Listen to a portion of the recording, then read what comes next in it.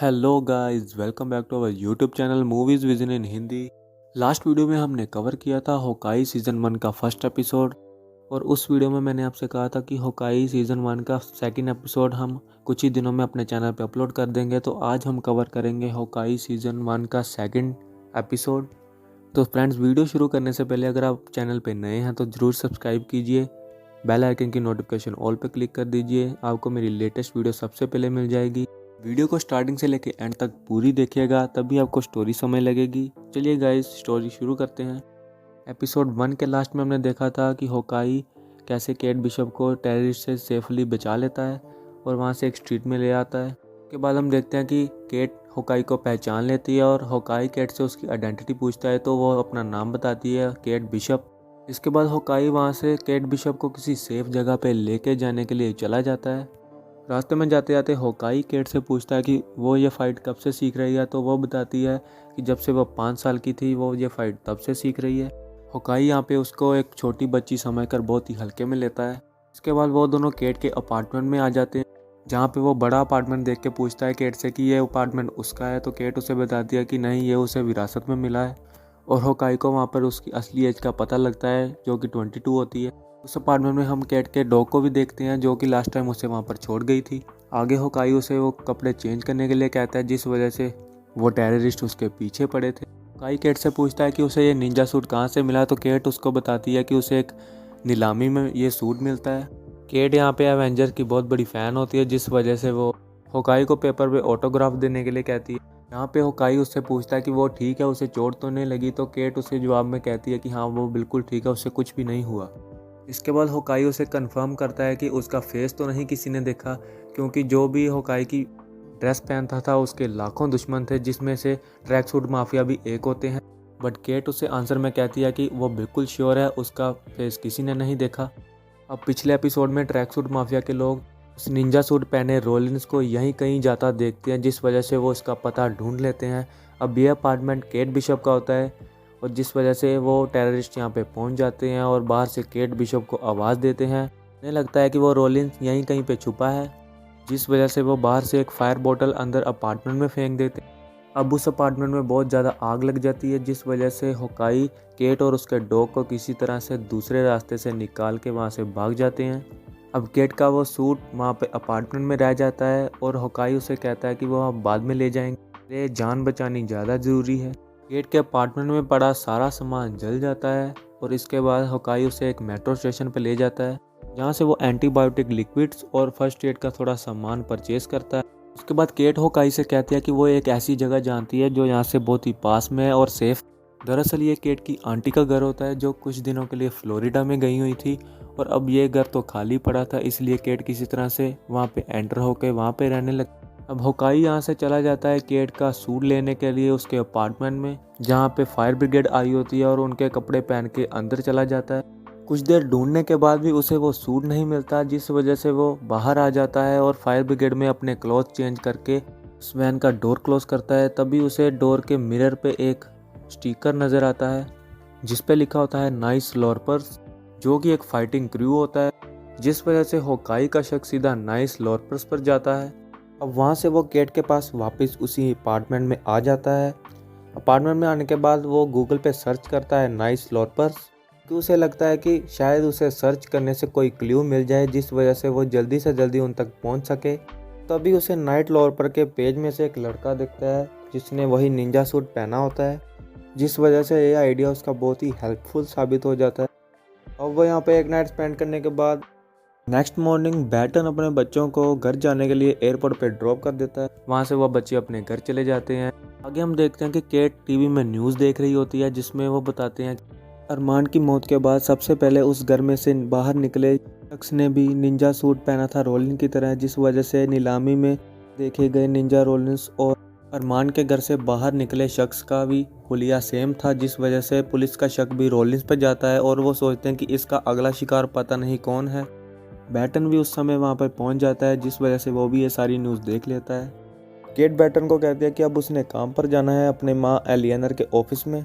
Baton उसे बाहर जाने से मना करता है, क्योंकि उसे बाहर बहुत खतरा होता है, बट केट उसकी बात नहीं मानती और कहती है कि अगर वो नहीं गई तो उसकी मॉम यहीं पर आगे उसे ले जाएगी। तो बैटन उसे वहाँ पर छोड़ने के लिए तैयार हो जाता है। रास्ते में जाते जाते केट को पता लगता है कि क्लाइंट बैटन को सिर्फ लेफ्ट वाले कान से ही सुनाई देता है।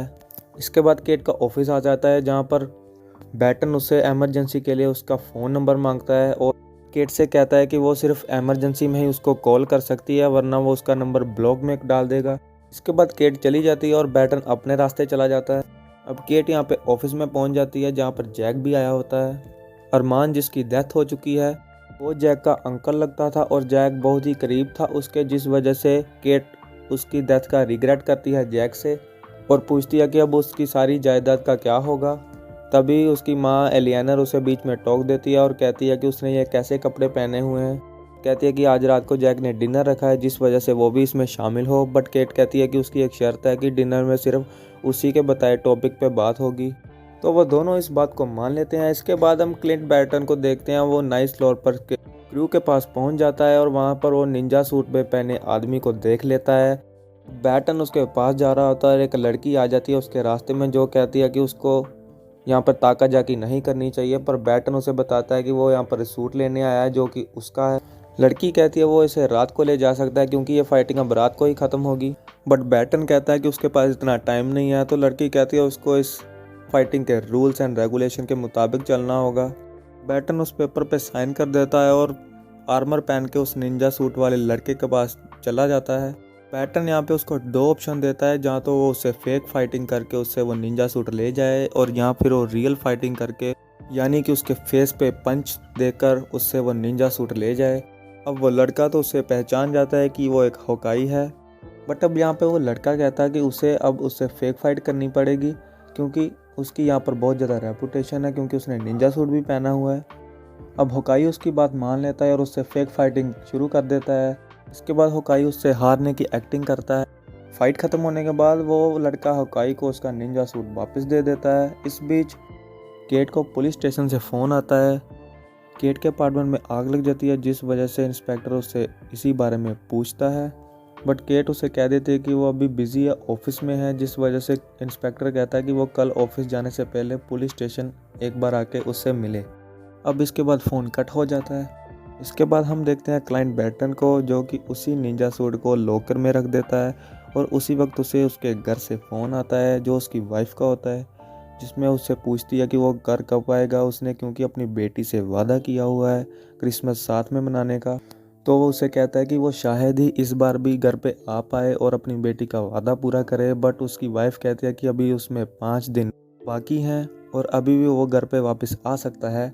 इसके बाद वो दोनों क्लिंट की नेक्स्ट स्ट्रेटजी डिस्कस करते हैं और फ़ोन बाद में कट हो जाता है।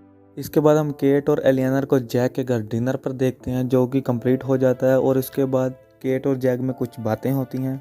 अब केट जैक से पूछती है कि उसने सुना है कि जैक को तलवारबाजी भी आती है और जैक इसका आंसर हाँ में देता है। केट कहती है कि उसके पास फेंसिंग किट भी पड़ी है, तो क्यों ना यहाँ पर एक बार तलवारबाजी की जाए। अब एलियनर यहाँ पर मना करती है, बट बातों में दोनों का तालमेल जम जाता है जिस वजह से जैक उसे हाँ कर देता है। जिसके बाद हम दोनों के बीच एक तलवारबाजी का खेल देखते हैं जिसमें जैक 3 बार केट से हार जाता है, बट वो केट से जानबूझकर हारता है जिस बात का केट को पता होता है। अब लास्ट में केट उसके फेस पे वार कर देती है जिसे अचानक जैक द्वारा डिफेंड किया जाता है और केट की तलवार नीचे गिर जाती है। अब जैक यहाँ पे मान जाता है कि वो जानबूझकर केट से हारा क्योंकि वो एक छोटी बच्ची है। केट अपनी मॉम एलियनर से कहती है कि जैक उससे कुछ छुपा रहा है क्योंकि जिस दिन उसके अंकल अरमान की मौत हुई उसी दिन उसे तलवार से वार करके मार दिया गया, और कहती है कि न्यूयॉर्क में भी कितने ही लोगों की तलवार से वार करके मौत होती है। एलियनर केट को कहती है कि उसे उसकी इतनी फ़िक्र करने की नहीं ज़रूरत है क्योंकि फ़िक्र करना उसका काम है। एलियनर केट से कहती है उसने जितनी छानबीन करनी थी कर ली, अब ये काम पुलिस का है और वो इससे बाहर हो जाए क्योंकि उसके पास अपनों को खोने की अब और ताकत नहीं है। अब वहाँ पर जैक आ जाता है जो केट को एक कैंडी देता है जिस पे अरमान लिखा होता है। वही कैंडी केट ने अरमान के घर पे देखी थी जब अरमान की मौत हो गई थी। अब उस कैंडी को देख के केट को कुछ याद आ जाता है और वो वहाँ से भाग जाती है। आगे हम देखते हैं क्लिंट बैटन को जो अपने प्लान के मुताबिक उन गुंडों का चारा बनता है और उनके अड्डे पर चला जाता है। अब वो गुंडे जिस आदमी को ढूंढ रहे थे उसका नाम केट बिशप था और उन्हें यह लगता है कि वो क्लिंट बैटन ही है जिसका नाम केट बिशप है और निंजा रोलिन सूट में उन पर अटैक भी इसी ने ही किया था। क्लिंट बैटन अपने प्लान के मुताबिक इन गुंडों के मैनेजर से मिलने आया था और पता करने आया था कि इनका हेड कौन है। अब यही बात वो उन गुंडों से पूछता है। जब वो गुंडे उसे मैनेजर के बारे में नहीं बताते हैं तो बैटन अपने हाथों पे बंधी रस्सी को खोल लेता है, जिस वजह से सभी गुंडे उस पर अपनी गन का एम कर देते हैं और उसे केट बिशप के बारे में पूछते हैं। और इतने में हम देखते हैं कि केट बिशप वहाँ पर आ जाती है, जिस वजह से बैटन का सारा प्लान बर्बाद हो जाता है। बिशप को यहाँ पे लगता है कि बैटन किसी खतरे में है, इस वजह से वो उसकी हेल्प करने वहाँ पे आ जाती है, उसकी लोकेशन ट्रेस करके।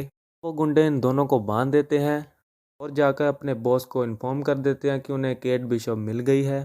आगे हम देखते हैं उन सभी गुंडों के बॉस को, जो कि एक लड़की होती है और जिसे बैटन ढूंढ रहा होता है। टेररिस्ट का एक बंदा जो कि वहाँ पे इन्फॉर्म करने गया था अपने बॉस को कि उन्हें केट बिशप मिल गई है, जब वो आदमी वहाँ पे जाके इन्फॉर्म कर देता है तो उसकी बॉस उसे वहाँ से जाने के लिए कहती है। इसके बाद वो अपने अगले प्लान के बारे में सोचने लगती है और यहीं पे इस एपिसोड का दी एंड हो जाता है। आपको इस वेब सीरीज़ की स्टोरी लाइन कैसी लग रही है नीचे कमेंट्स करके ज़रूर बताइएगा और इस वीडियो के बारे में भी नीचे कमेंट्स ज़रूर कीजिएगा। वीडियो को भी लाइक करना मत भूलिएगा और अपने दोस्तों के साथ इसे शेयर भी ज़रूर कीजिएगा। ऐसी ही वेब सीरीज़ की स्टोरी लाइन और हॉलीवुड मूवीज़ की एक्सप्लेनेशन देखने के लिए हमारे चैनल को भी सब्सक्राइब कर लीजिए और नोटिफिकेशन बेल को भी ऑल पे क्लिक कर दीजिएगा। इससे आपको हमारी लेटेस्ट वीडियो सबसे पहले मिल जाएगी। थैंक यू गाइस, मिलते हैं अगली वीडियो में, तब तक के लिए गुड बाय।